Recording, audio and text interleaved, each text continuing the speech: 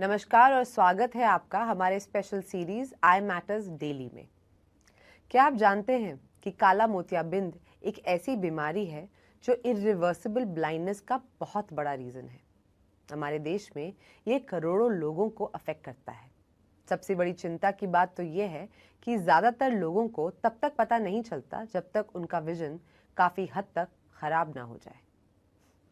आज हम एक एक्सपर्ट से बात करेंगे ताकि समझ सकें कि अर्ली डिटेक्शन इतना ज़रूरी क्यों है और आप और आपके नज़दीकी कैसे सिंपल स्टेप्स लेकर अपनी आँखों की रोशनी प्रोटेक्ट कर सकते हैं।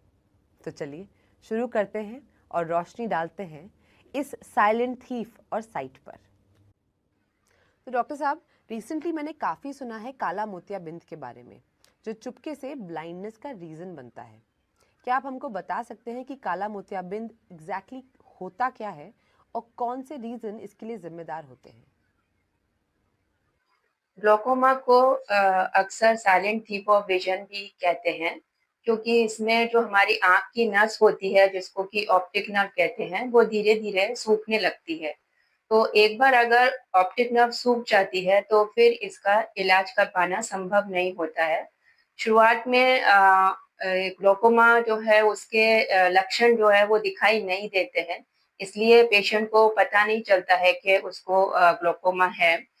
जब ऑप्टिक नर्व ज़्यादा सूख जाती है, उसके बाद ये लेट स्टेजेस में ही इसके सिम्पटम्स दिखाई देते हैं।